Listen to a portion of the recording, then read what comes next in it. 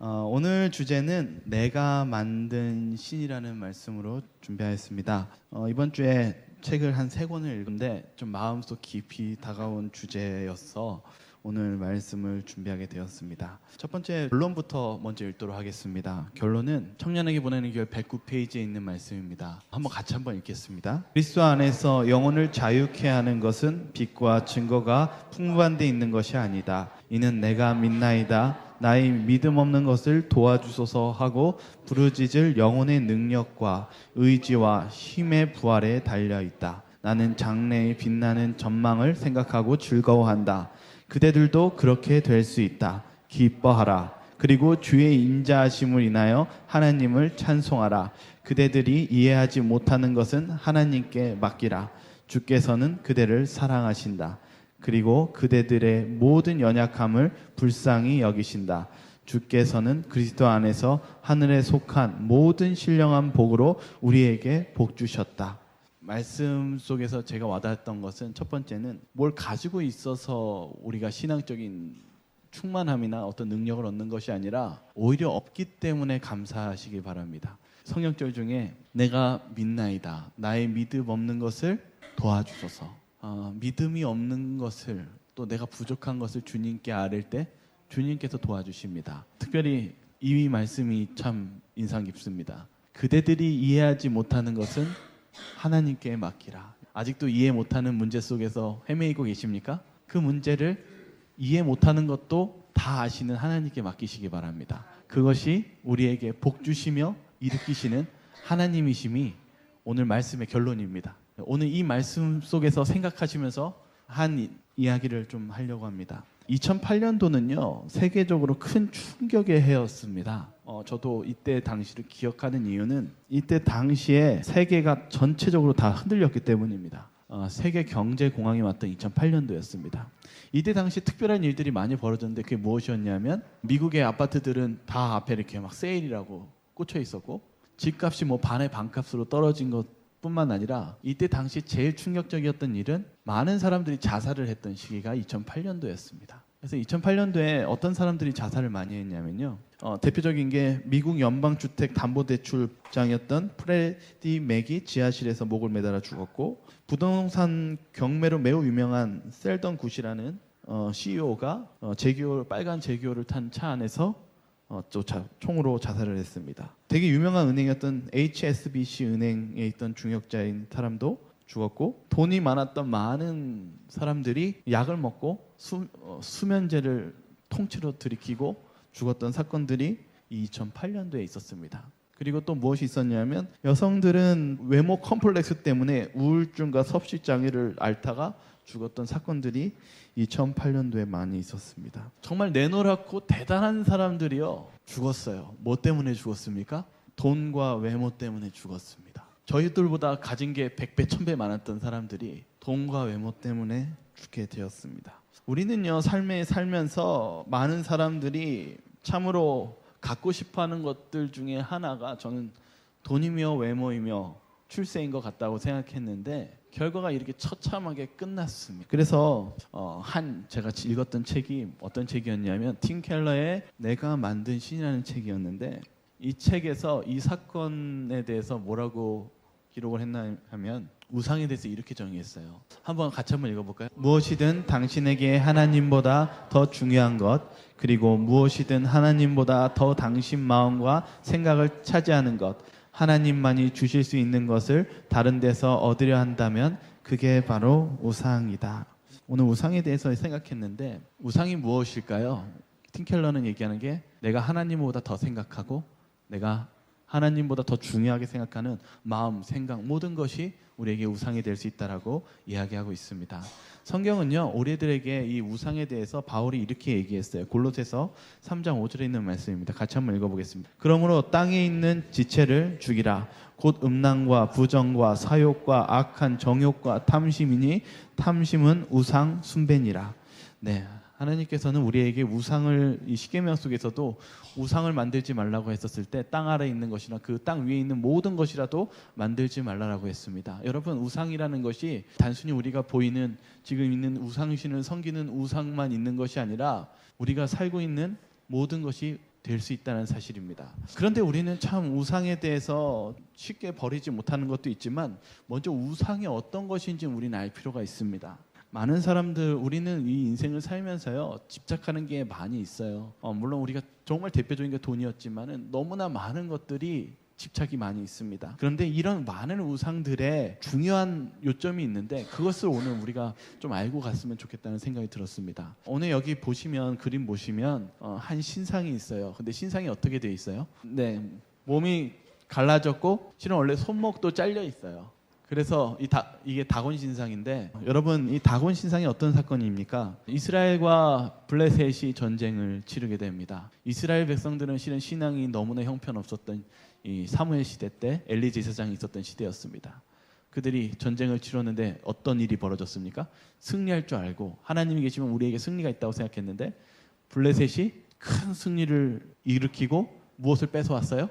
하나님의 법궤를 빼앗아 가지고 다곤 신전 앞에 둔 것이었어요. 하루는 그래서 이제 좋다라고 이제 우리가 이겼다라고 해가지고 신전 앞에다 자랑거리로 신전 앞에다가 언약궤를 놨는데 딱 가니까 다곤 신상이 법궤 앞에다 어떻게 하고 있어요? 엎드려서 절하고 있어요. 이렇게 절하고 있는 거예요. 그래서 이상하다. 분명히 우리 신이 더 강하고 이겼기 때문에 우리가 신이 강한데 잘못됐나 보다. 뭐가 잘못해서 떨어졌나 보다. 그래서 열심히 일으켜서 세웠는데 성경은 그 다음에 이렇게 기록하고 있어요. 사무엘상 5장 4절에 있는 말씀입니다. 그 이튿날 아침에 그들이 일찍이 일어나 본즉 다곤이 여호와의 궤 앞에서 또다시 엎드려져 얼굴이 땅에 닿았고 그 머리와 두 손목은 끊어져 문지방에 있고 다곤의 몸뚱이만 남았더라. 다시 보니까 이 두 번째는 어떻게 돼 있어요? 목과 손목이 다 잘려가지고 몸은 어떻게 돼 있어요? 문지방에 있고 몸뚱이는 어디예요? 성 안에 남아있게 되었다라는 것입니다. 그리고 나서 재앙이 일어납니다. 블레셋 사람들에게 역병이 돌고 그리고 점차적으로 더 재앙이 일으키자 블레셋 사람들이 무엇을 느꼈어요? 하나님의 두려움을 느껴서 어떻게 했어요? 소를 해가지고 어떻게 했어요? 보내버렸어요. 여러분 이 이야기를 하는 이유는 여기에 있습니다. 블레셋 사람들은요 그들이 믿었던 이 다곤 신상이 무엇을 가져왔다라고 믿고 있었어요? 그들의 승리를 가져왔다고 믿고 있었어요. 그런데 완전히 처참하게 깨어져 버리죠. 누구 앞에요? 하나님의 법궤 앞에요. 우리의 삶 속에서요 우리가 우상 숭배를 하는 이유 중에 하나는 많은 사람들이 돈과 명예와 많은 좋아하는 것들에 집착하는 이유는 그것이 나에게 무엇을 해줄 것이라고 믿기 때문입니까? 그것이 나를 행복하게 해준다. 다시 결론적으로 얘기하면 내가 집착하는 그것이 나에게 좋은 결과를 줄 것이라고 믿고 있기 때문입니다. 오늘 이 다곤 신상을 통해서 주는 메시지는 어떤 우상도 어떤 결과를 만들지 못한다는 사실입니다.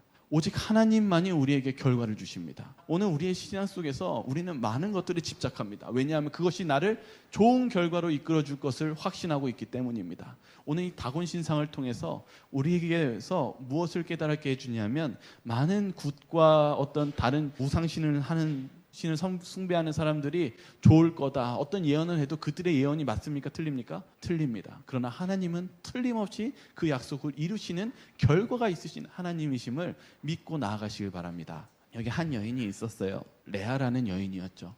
야곱은 실은 레아를 사랑하지 않았어요. 누구를 사랑했죠? 라헬을 사랑했어요. 그 어여쁜 라헬을 사랑했죠. 그래서 7년 동안 무보수로 일했어요. 딱 이제 결혼할 줄 알고 너무 기뻐하고 있는데 라반 그 외삼촌이 속였어요. 누구를 결혼시켰어요? 레아를 결혼시켰죠. 그래서 성경은 뭐라고 기록하고 있냐면 창세기 29장 17절과 18절입니다. 한번 같이 읽어볼까요? 레아는 시력이 약하고 라헬은 곱고 아름다우니 야곱이 라헬을 더 사랑함으로. 네, 얼마나 이 레아에게 상처가 되는 말입니까? 저도 이걸 레아가 눈이 못하다고 그랬어요? 시력이 약하고요. 그래서 저도 많이 이게 눈이 좀 나쁘다라고 생각하고 있었는데 이제 한 학자들이 어떤 내용을 얘기하냐면 눈이 약하다라는 뜻은 시력이 안 좋은 게 아니라 눈이 사시일 가능성이 높다라고 얘기를 하더라고요. 그래서 레아가 지금 약간 사시였고 아름답지가 못했던 거예요. 사랑을 못 받았던 것이죠. 레아가 바라보는 인생에 있어서 희망은 남편인 자기를 사랑해 주는 것이었습니다. 그래서 레아가 사랑받기 위해서 한 일이 있었어요. 그게 무엇이었냐면 자녀를 낳는 것이었어요. 그래서 레아는 이렇게 고백해요. 레아가 임신하여 아들을 낳고 그 이름을 르우벤이라 하여 이르되 여호와께서 나의 괴로움을 돌보셨으니 이제는 내 남편이 나를 사랑하리로다. 레아는 그의 삶 속의 희망을 자식으로 봤습니다. 자식을 낳으니까 이제 사랑해 주겠지. 그런데 야곱이 어떻게 했어요? 사랑해 줬을까요? 안 했을까요? 정확하게 기록은 안 나 있지만 주석은 그렇게 사랑하지 않았다라고 얘기합니다. 여러분 얼마나 비참합니까? 그래서 둘째를 또 낳았어요. 그러면서 뭐라고 생각했어요? 이러면 사랑해 주겠지. 셋째를 낳았는데 또 뭐라고 했어요? 이제 남편이 나를 사랑해 주겠지. 아들 셋을 낳아줬는데 이때 당시에는 아들이라는 존재가 모아탄 존재였어요. 매우 귀중하고 대단한 거예요. 지금은 달라도 예전 시대도 마찬가지 않습니까? 그래서 사랑해 줄 줄 알았는데 다 실패로 넘어갑니다. 레아의 희망과 우상은 자식이었습니다. 그런데 그것이 좋은 결과, 그가 원하는 결과로 이끌어 주었습니까? 이끌어 주지 않았다는 사실입니다. 우리의 삶 속에서도요, 우리가 바라보는 어떤 우상이 있어요. 바라는 어떤 상이 있습니다. 그러나 그 결과가 여러분이 생각하는 그 결과로 이끌지는 않을 것입니다. 하지만 우리는 레아를 통해서 배울 점이 있습니다. 레아가요, 4번째 임신을 했었어요. 근데 레아가 다른 말을 하기 시작합니다. 우리 같이 한번 읽어볼까요? 창세기 29장 35절입니다. 그가 또 임신하여 아들을 낳고 이르되 내가 이제는 여호와를 찬송하리로다 하고 이로 말미암아 그가 그의 이름을 유다라 하였고 그의 출산이 멈췄더라. 레아는 4번째 아들을 낳을 때 생각이 완전히 바뀌었어요. 그의 시선이 무엇으로 바뀌었어요? 내가 이제는 누굴 찬송한다고요? 여호와를 찬송하리로다. 여러분, 레아는요 더 이상 남편의 시선을 두지 않았습니다. 그의 시선을 하나님께 두었을 때 그의 마음속에 누구를 낳았습니까?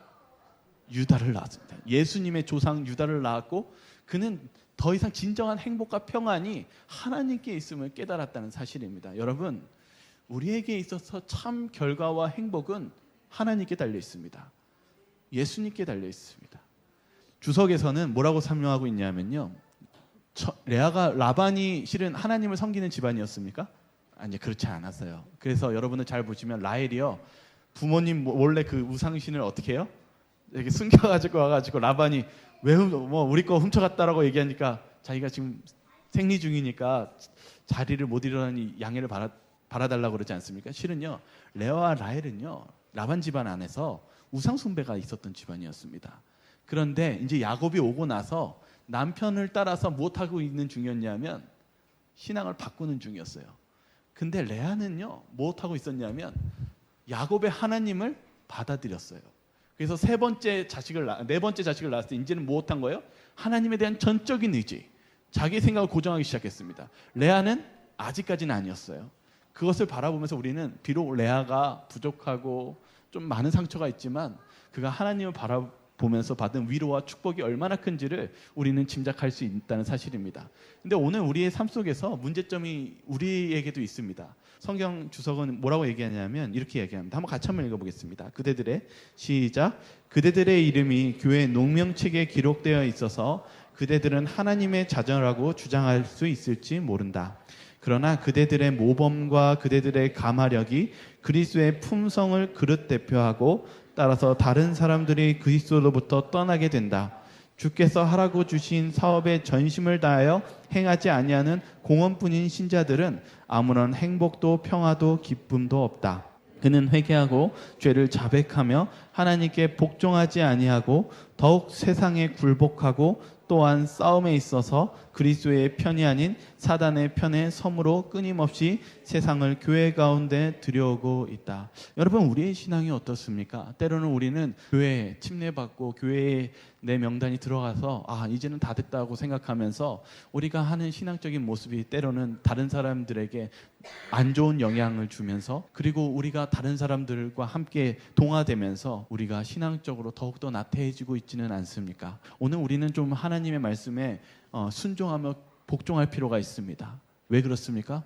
우리가 지금 변화하지 않고 우리가 나태해지고 있다는 것은 우리가 하나님보다 더 사랑하는 무언가가 있기 때문입니다. 특별히 우리의 삶 속에서 한 사건이 있습니다. 그것이 바로 이스라엘의 시내산 사건이었습니다. 이 시내산 사건이 있었을 때 그 이스라엘 백성들이 실은 무엇하고 있었냐면 걱정을 하고 있었어요. 근데 하나님과 동행하고 있었을 때 잠깐 무엇하고 있었어요? 떨어져 있는 시기가 있었죠. 모세가 시내산으로 올라가는 시기가 있었어요. 그때 무슨 사건이 일어나냐면 우상 숭배 사건이 일어납니다. 그때 이 주석이 이렇게 얘기합니다. 한번 같이 읽겠습니다. 시작. 이스라엘을 위한 율법을 모세에게 전달하시고자 그를 산으로 불러 올리셨다. 그러나 하나님의 임재를 통해 받았던 그 엄숙한 인상이 얼마나 빨리 백성들에게 사라져 버렸는가. 잠깐이었어요. 잠깐 갔다 온다고 했는데 이스라엘 백성들이 금세 뭐 만들었어요? 우상을 만들었다는 사실입니다. 우리는요, 굉장히 우리가 괜찮은 사람이고 그래도 어느 정도 인내심이 있다라고 생각하지만요, 우리가 하나님과 떨어지는 그 순간이 위기라는 사실을 잊지 마시기 바랍니다.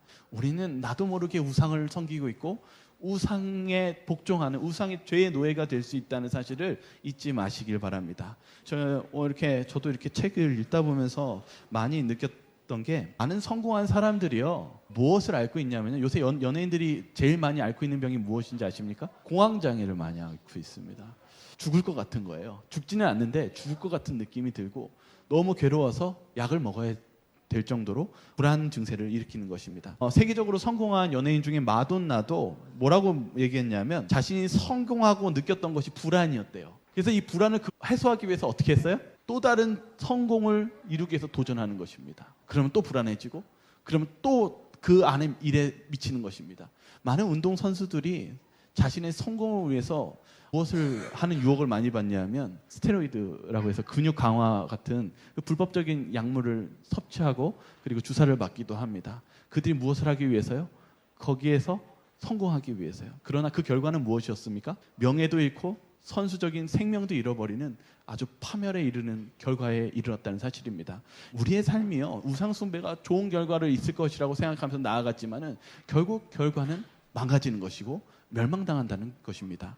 그러함 속에서 제가 예전에 다른 교회에서 이렇게 청년들을 사역하고 있었을 때 제일 많은 청년들의 문제가 무엇이었냐면 게임 중독이었습니다. 근데 제가 한 번은 물어봤어요.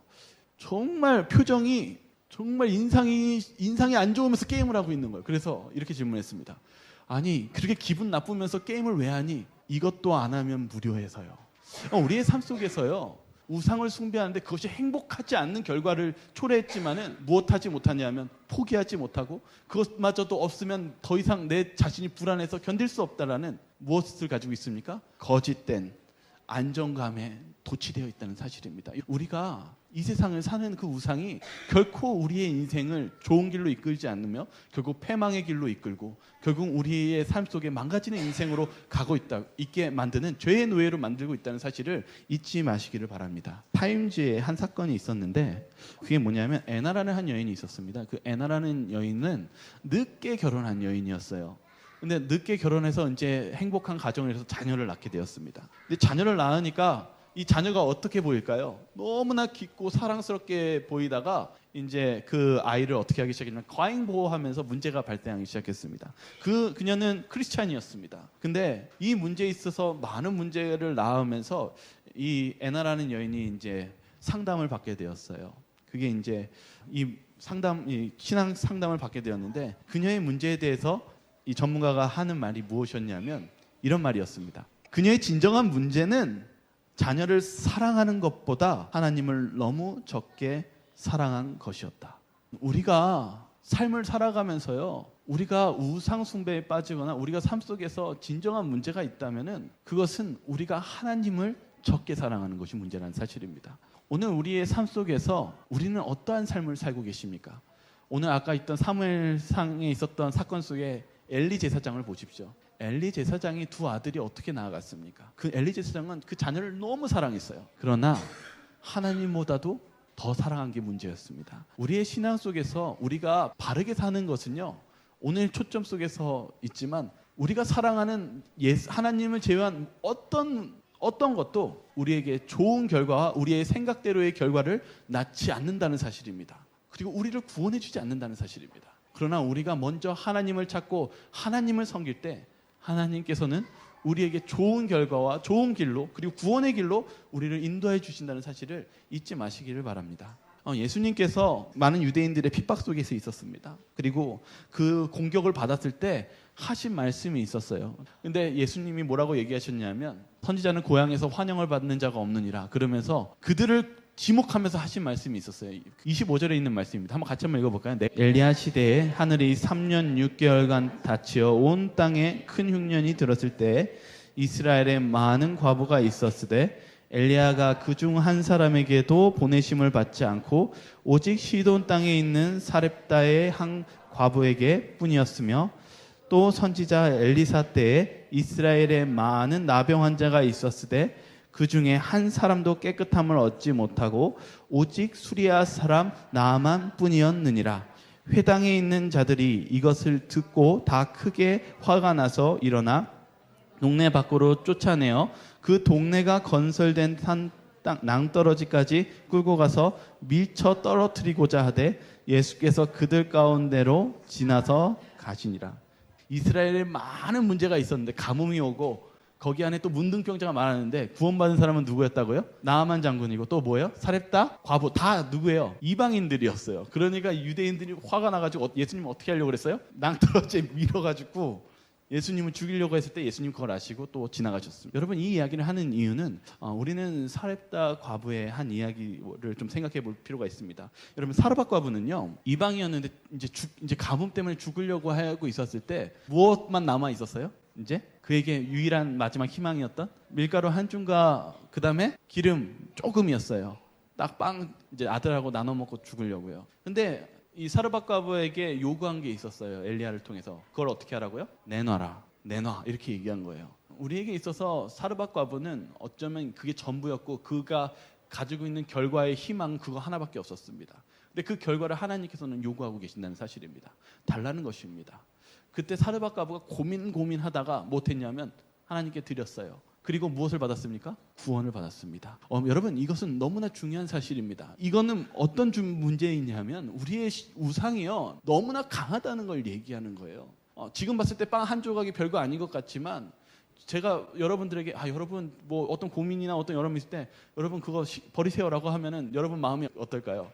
아니 목사가 그렇게 쉽게 생각하지도 않고 너 그렇게 쉽게 얘기해? 굉장히 서운한데? 이렇게 들릴 수가 있어요. 그만큼 우리가 여러분이 사랑하는 지금 있는 우상들이 그만큼 강력하다는 것입니다. 사단이 우상으로 여러분들을 지배하는 것이 얼마나 강력한 문제인지를 사르밧 과부에서 얘기하고 있다는 사실입니다. 그때 사르밧 과부는 모든 것을 걸고 주님께 드렸습니다. 그때 하나님은 좋은 결과를 주셨습니다. 어떤 우상도 그 결과가 그렇게 오래 가지 않습니다. 아까 그리고 예수님이 말씀하신 게 나아만 장군이었어요. 나아만 장군은 이방 적군의 국방부 장관이었습니다. 대단한 사람이었어요. 왕조차도 그를 의지할 정도예요. 근데 나아만 장군이 뭘 걸렸냐면 문둥병에 걸렸어요. 그래서 그가 괴로워하고 있는데 누가 얘기해 줬냐면 자신이 적국 이스라엘을 칠 때 데려온 한 여인, 꼬맹이 이스라엘 여인을 데려왔는데 이 여인이 뭐라고 했냐면 주인이시여 선지자에게 가면 낫겠나이다. 한번 그렇게 얘기했어요. 그러자 이 나아만이 어떻게 했냐면 많은 보물과 누구의 추천서를 가지고 갔어요? 왕의 추천서를 두고 누구한테 갔어요? 아니에요. 엘리야한테 먼저 안 갔어요. 이스라엘 왕에게 갔어요. 왜 그런지 아십니까? 왜 그렇습니까? 그가 바라봤던 우상이 그거였어요. 자기가 대우받고 특별한 존재로서 특별한 사람만 만나고 특별한 방법으로 내가 낳는 그 방법이 그가 생각하는 이 세상의 원리였어요. 그가 사랑하는. 그래서 돈 가지고 왕의 추천장 가지고 먼저 선지자 안 만나고 자기랑 그래도 1대1로 대면할 만한 자격이 있는 왕에게 간 것입니다. 그래가지고 왕이 막 옷 찢고 막 난리치잖아요. 그러면서 선지자한테 갔는데 선지자가 어떻게 하고 있어요? 안 만나주고 있는 거예요. 하나님의 방법은요 어떤 대우 있고 막 특별한 방법이 아니었어요. 우리가 어떤 막 놀라운 막 접대하고 그런 방법이 아니었습니다. 하나님께서는 엘리야에게 문 닫고 그냥 가만히 있으라고 하면서 단지 뭐만 명령시킵니까? 요단강에 가서 7번 물을 식혀라. 그래가지고 나아만이 화가 났어요. 포기하려고 그랬어요. 난 이거 못한다. 이렇게 평범하고 지저분한 물에서 내 몸을 씻어야 된다는 것을 용납할 수 없었어요. 그에게는 우상이 그것이었습니다. 자신은 특별한 존재였고 특별한 방법으로 자기가 고침을 받을 줄 알았는데 그렇게 되지 않았다는 것입니다. 그때 신하들과 부하들이 간곡하게 부탁합니다. 나을 수 있다는데 우리의 자존심 버리면 안 됩니까? 나을 수 있다는데. 그때 나아만 장군이 모든 것을 버리고 났을 때 7번 씻었을 때 무슨 일이 일어납니까? 아기 피부처럼 씻은 듯이 나왔다는 것입니다. 우리는요 그런 강력한 우상을 가지고 그러한 삶 속에서 살아가고 있습니다. 우리가 해야 될 일은 그 우상을 버리는 것입니다. 우리가 그런 버리는 것이 우리에게 꼭 필요하다는 사실입니다. 그래서 이 시대의 소망은 이 사르밧 과부에 대해서 이렇게 얘기합니다. 한번 같이 읽겠습니다. 그들이 시작. 문을 열어주었을 때 그들의 마음은 일시나마 부러워졌던 것에 비하여 훨씬 더 강팍하게 되었다. 사단은 어두워진 눈이 그날에 열리지 않도록 하였다. 이와 같이 하여 그들은 하나님의 축복이 그들에게 이룰 수 있었던 통로를 차단시키고 말았다. 주께서는 이스라엘의 여러 가정들을 그냥 지나치시고 이방 땅에서 선택받은 백성에 속하지 않은 한 여인의 가정에서 당신의 종을 위한 피난처를 발견하셨다. 그러나 이 여인은 자기가 받은 빛을 쫓았으며 하나님께서 당신의 선지자를 통하여 내신 더욱 큰 빛의 마음문을 열고 있었기 때문에 은총을 받았다. 여러분, 이스라엘 백성들과 이 사르밧 과부의 차이점이 뭐였다고요? 이스라엘 백성들은 아예 사단 그 마음의 문조차 열어줄 생각을 안 하고 있고 사단의 강력한 그 우상의 지배를 받고 있었습니다. 그러나 사르밧 과부는 비록 우상의 지배를 받고 있었던 찰나에 있었지만 그 문을 어떻게 했습니까? 열고 바꿨다는 사실입니다. 이 차이입니다. 우리의 신앙이 나은 게 아닙니다. 우리의 신앙이 누구보다 더 나아서가 아니라 내 신앙이 부족함을 인정하고 그리고 진정한 신이 누구인지를 하나님께 찾는 것이 우리에게 중요하다는 사실입니다.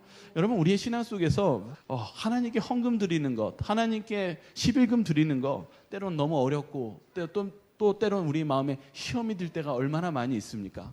그러나 우리가 그것을 우리가 내는 것이 아니라 실은 전적인 하나님의 의지가 필요하다는 것을 이야기하고 있다는 사실입니다. 그 중에 한 사건이 누가복음 19장 2절 4절에 있는 사건이었는데 여러분, 삭개오가요 어떠한 사람이었습니까? 여러분들이 알고 있는 것 중에요 세리이고 키가 작다는 것이었습니다. 근데 이번에 좀 저도 이렇게 다시 한번 이거 연구한 걸 좀 보니까 첫 번째가 뭐냐면 성경 보시면요, 삭개오가 이름하는 자가 무엇이었다고요? 세리장이었대요. 세리 위에 있는 사람이 세리장입니다. 그러니까 삭개오는요 세무사 중에서 그 위에 있는 사람이었어요. 세무사를 달리하는. 그러면 그 사람이 어떤 사람일까요? 그래도 대단한 사람이에요. 대단히 대단한 사람이고, 특별히 어디에 있었다라고 하냐면 예수께서 어디에 들어가셨어요? 여리고요. 여리고는 부촌입니다. 여러분들이 생각하면 뭐 압구정동을 생각하시거나 요새 좀 비싼 데가 어디에 있습니까? 잘 모르겠습니다. 근데 어쨌든 그런 곳입니다. 송도라고 하죠, 뭐. 네, 송도라고 하죠. 송도에 아주 비싼 아주 대저택의 가장 부유한 곳에 살았던 사람이 삭개오였습니다. 여러분, 그러면 삭개오가 어떤 사람인지를 다시 한번 상상해 보면 돈 많고 굉장히 그래도 명예 있고 그런 덩치가 큰 그런 사람이라고 한번 상상해 보시면 되겠습니다. 그런 삭개오가 있었습니다. 근데 삭개오가 있는데 예수님이 오신 것입니다. 많은 사람들이 예수님을 달라붙고 군중을 이루고 있었을 때 삭개오가 무엇했습니까? 네, 돌 무화과 나무. 실은 이 사진이 뭐냐면 그 여리고에 있는 그 돌 무화과 나무입니다. 이렇게 큰 나무였어요. 근데 여러분들 생각할 때 예수님 보려고 이렇게 나무 올라갔구나 그런 생각을 많이 하죠. 왜냐하면 요새 시대가 뭐냐면 자유시대이고 어떤 자기 표현이 자유화되는 시대에 살고 있기 때문에 별거 아닌 것이라고 생각합니다. 그러나 이때 당시 고대 시대의 이스라엘 시대는요 체면 시대였어요. 체면과 명예가 중요한 시대였어요. 어른들이 하면은 이렇게 아이들이 조용히 나가는 그렇게 중요한 예의 범절과 명예가 중요했던 시대였습니다. 근데 삭개오라는 그런 사람이 예수님을 보기 위해서 무엇하고 있었냐면 자신이 가지고 있던 명예와 어떤 이거 한번 올라가면 무슨 걸 당하냐면 평생을 손가락질 당하는 아주 체면이 완전히 말이 아닌 그러한 상황 속에서 무엇했습니까? 모든 멸시와 체면을 다 버리고 돌 무화과 나무에 올라간 것입니다. 우리가 바라볼 때 오늘 이 장면 속에서 우리는 놀라운 것을 바라보게 됩니다. 왜냐하면 수많은 사람들이 예수님을 만나기 위해서, 그리고 이때 당시에 있는 많은 유대인들이 뭘 가지고 있었냐면 자기는 세리와 그리고 창기와는 다른 그래도 괜찮은 사람이라고 생각하면서 예수님을 따르고 있었던 수많은 군중들 앞에서 예수님은 그들과 대화하지 않고 조용히 누구 앞에 가고 계셨습니까? 삭개오 앞에 가시면서 뭐라고 했냐면, 삭개오야, 내가 오늘 너희 집에 거해야겠다라고 했다는 사실입니다. 삭개오가 뛸 듯이 기뻤어요. 우리에게 있어서 하나님이 우리와 함께 계시는 것은 내가 좀 낫고 좀 나아서가 아니라 내가 부족함에도 하나님을 열렬히 찾는 삭개오 같은 마음 속에 있을 때 하나님이 우리와 함께 계신다는 사실을 잊지 마시길 바랍니다. 그러할 때 삭개오가 얘기한 게 있어요. 주님, 제가 가진 재산의 절반을 가난한 자에게 드리겠습니다. 이건 너무 놀라운 사건입니다. 많은 유대인들과 바리새인들이 기쁘게 주님께 뭐 어떻게 드렸냐면 11금을 드렸습니다. 10분의 1이요. 주님, 제가 이만큼 드렸습니다. 주님, 저는 정말 저 세리와 창기보다 나은 사람입니다. 이렇게 드렸어요. 근데 어떻게 이 돈 사랑하고 정말 돈에 집착하는 삭개오가 그 엄청난 금액의 절반을 뚝 떼서 드릴 수 있었을까요? 그것은 삭개오가 예수님을 바라봤기 때문입니다. 예수님의 은혜가 너무 컸기 때문에 그가 가지고 있는 많은 것들을 주님께 드리는 것이 아깝지 않았다는 사실입니다. 여러분, 우리가 무언가를 드리는 것, 예수님께 드릴 수 있는 방법은 주님의 은혜를 깊이 깨닫는 것입니다. 마리아가 어떻게 했습니까? 자신의 향유옥합을 깼던 것은 예수님의 십자가가 그렇게 중요하다고요. 우리는 예수님의 십자가를 가슴 깊이 한번 체험해 볼 필요가 있습니다. 삭개오처럼 우리의 신앙 속에서 우리가 너무나 우상을 사랑할 때 예수님과 거리가 멀어진 것처럼 오늘 진지하게 여러분의 삶 속에서 내가 지금 사랑하고 있는 것이 무엇인지 한번 곰곰이 생각해 보시는 그러한 시간이 되시길 바랍니다. 그렇게 할 때 주님께 간절하게 회개하시면서 다시금 주님께 돌아가시고 주님의 시선을 맞춰서 주님께 은혜를 체험하시고 주님께 헌신하시는 저와 여러분들이 되시기를 바라겠습니다. 하나만 하고 마치겠습니다. 제가 마지막으로 읽었던 책이 기독교 순교사라는 책이었습니다. 이건 15세기 중세 때 쓰여진 존 폭스라는 사람이 썼습니다. 존 폭스가요, 카톨릭 신자였다가 이제 하나님의 진리의 말씀을 깨닫고 거의 핍박을 받으며 살다가 목숨을 걸고 여러 번 살다가 그가 마지막 역 하나를 쓰고 생명을 다합니다. 그게 바로 기독교 순교사라는 책입니다. 이게 뭐냐면요, 우리가 참 궁금한 게 많은 게 뭐냐면 사도들이 어떻게 됐을까, 그런 궁금증이 많이 있잖아요. 이 존 폭스가 고대 시대 때의 많은 문헌들을 수집해가지고 예수님 사도 시대 때의 순교 장면서부터 그 중세 시대 때의 순교 장면까지를 다 기록한 책이에요. 근데 제가 이제 가장 인상 깊었던 것 중에 하나는 사도들도 너무 인상 깊었는데 두 가지였어요. 디모데의 죽음하고 그 다음에 한 사람이 폴리캅이라는 사람이었습니다. 이제 폴리캅은 요한의 제자로, 마지막 제자로도 유명한 사람이에요. 그 서문학교의 교회 감독이었는데 이제 죽이겠다라고 이제 퍼졌는데 한 번 도망갔는데 성공했어요. 근데 이제 좀 이따 또 죽이겠다고 딱 했는데 누구한테 걸렸냐면 꼬마한테 걸렸어요. 어린아이가 여기 폴리캅 있다 이렇게 얘기한 거예요. 근데 그 순간 얼굴이 새파래지면서 도망가야겠다는 생각이 딱 들었는데 갑자기 자신의 마음속 하나님께서 어떤 한 장면을 보여주는데 자신이 죽어야 되는 장면을 보여주신 거예요. 그때 그가 너무나 두려움에 있었을 때 조용히 자기를 잡는 사람한테 나와서 이렇게 얘기했대요. 식사를 제공하면서 나에게 1시간만 기도할 수 있는 시간을 주십시오. 그가 열렬히 1시간 동안 기도하고 나서 그가 기쁜 마음으로 그 시장 공터에서 화형을 당하고 찬양을 하면서 죽었다는 내용입니다. 놀라운 것은 여기 내용들에서는 그가 불에 타지 않았대요. 계속 죽지 않아가지고 결국은 사람들이 칼로 그를 여러 번 찔러서 결국은 죽게 되었다고 얘기합니다. 그리고 두 번째 사건이 디모데예요. 디모데가 그가 마지막 바울이 죽고 나고 나서 마지막 그 바울이 얘기하잖아요. 내가 디모데 보고 싶다고. 그 편지 썼을 때 찾아갑니다. 근데 디모데가 그렇게 찾아가 나서 자기가 맡은 그 교회를 거의 1세기 넘게 사역하다가 이제 우상숭배에 빠지는 가면놀이 하고 있는 우상숭배에 빠졌을 때 그렇게 디모데가 하나님을 섬겨야 되는 우상숭배를 지적하다가 구타를 당하고 이틀 만에 죽게 됩니다. 그런 사역이 시작되면서 놀라운 일이 벌어집니다. 무슨 사건이 벌어지냐면 구타했고 그를 감금했던 사람들이 그리스도인이 되었다는 사실입니다. 그리고 그것이 역사로 남아있는 것이 여러분 바울이 죽었을 때 예언의 시는 뭐라고 기록되어 있냐면 거기에 왕족들 안에 가족들이 예수 그리스도를 영접했다라고 여러분 기록에 남아 있습니다. 예언의 시는 그렇게 되어 있습니다. 근데 실제 역사서에 뭐가 되어 있냐면 네로 황제 그 다음이 도미티니안 누스 황제였습니다. 도미티니안 누스 황제가 그 수많은 사람들을 죽이기 시작했는데 그때 누가 있었냐면 로마 교회에 도미티니안 누스 사촌 여동생이 있었어요. 그 여동생이 무엇을 하냐면 남편과 함께 로마 교회를 섬기다가 남편도 순교당하고 그 여인도 나중에는 죽게 되지만은 마지막에 있는 모든 재산을 털어가지고 로마의 묘지를 만듭니다. 그리스도인들을 위한 묘지요. 그래서 거기가 그녀의 이름을 딴 카타콤이 아직도 남아 있습니다. 우리에 있어서 그리스도의 힘은 엄청난 힘을 발휘합니다. 그 이유는 무엇이냐면 결과가 있기 때문입니다. 하나님을 믿을 때 하나님은 우리를 보호하지만 끝내는 우리에게 재림이라는 큰 선물을 우리에게 안겨준다는 사실을 바라볼 때 우리가 주님을 끝까지 믿고 의지하는 그러한 시간이 되시기를 간절히 바라겠습니다. 저와 그런 여러분들이 되길 바라면서 오늘 말씀을 마치도록 합니다.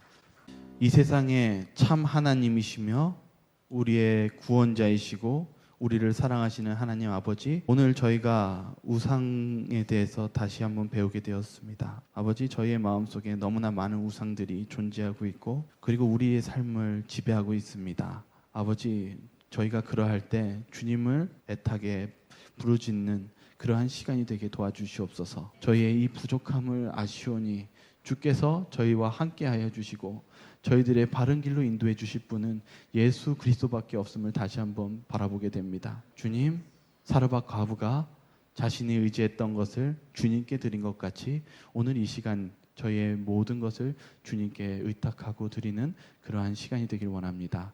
그렇게 함으로 저희가 결과 없는 삶을 사는 것이 아니라 하나님께서 결과를 주시고 책임져 주시는 그러한 삶으로 저희가 들어가게 하여 주시옵소서.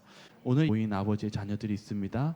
그들의 삶 속에 많은 기도와 간절한 기도를 들어주시옵시고 그들의 삶 속에 생명이 되는 아버지의 평안과 기쁨을 함께하는 그러한 축복이 되는 그러한 시간이 되기를 간절히 바라오며 사랑이 많으신 예수 그리스도 이름으로 기도드립니다.